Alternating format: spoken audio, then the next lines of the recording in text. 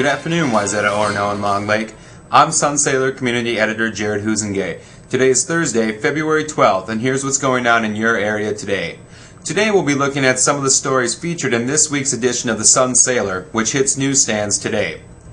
Long Lake Fire Department Chief James Van Eyll appeared at the February 3rd Long Lake City Council meeting to deliver his first annual report since becoming the department's full-time fire chief last winter. Van Eyll noted that the department is generally very young. Currently, of the 41 members between the two stations, 26 of them have fewer than 5 years of experience. But what they lack in experience, Van Eyll said, they seem to make up for in eagerness. The department has added a number of training sessions which are well attended by the members. Van Eyll also said that calls for 2008 had dropped back down to 432 from 2007's 476 calls, which was an all-time high for the department. Also included in this week's issue are stories by Plymouth Community Editor Sally Thompson about the Wayzata High School equestrian team and the upcoming joint performance of the Wayzata High School Chamber Orchestra and Concert Choir, along with a number of community event photos by photographer Bill Jones, our revamped community calendar, school news for both the Wayzata and Orono school districts, and a sports update by sports editor Nick Clark.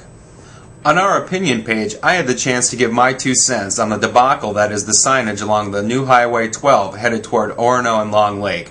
This is a road that I'm all too familiar with, having traveled it regularly since starting at the Sun Sailor in 2005. But in addition to that, Highway 12 runs right into my hometown of Ortonville, Minnesota, meaning that every time my family and I made a trip to a Twins game or I made a trip for a school-related function to Minneapolis, I traveled Highway 12. But when I made my first nighttime trip to an Orono City Council meeting following the opening of the Highway 12 bypass, I almost zipped by the exit, even though I knew it was coming.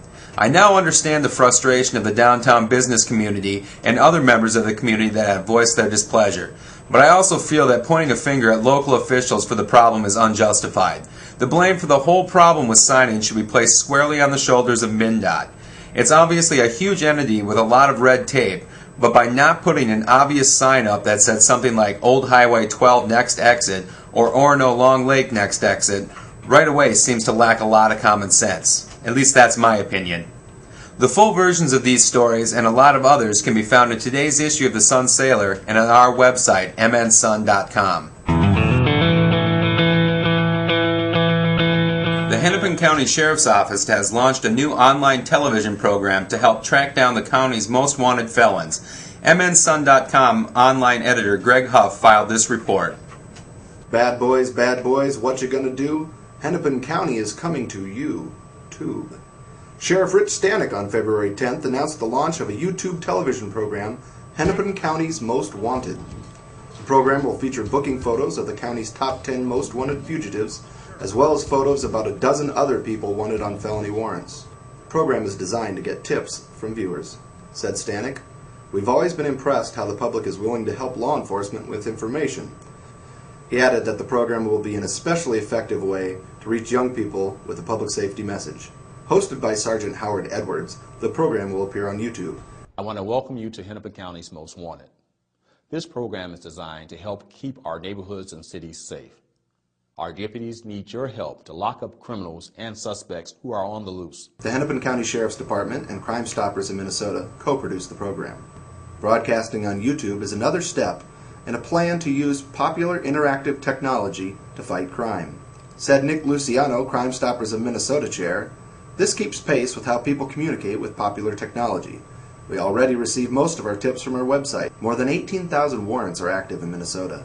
The Sheriff's Office Warrant Unit served more than 8,000 felony warrants last year." For mnsun.com, I'm online editor Greg Huff. Before we go today, we'll take another look at some photos from last week's Chili Open on Lake Minnetonka.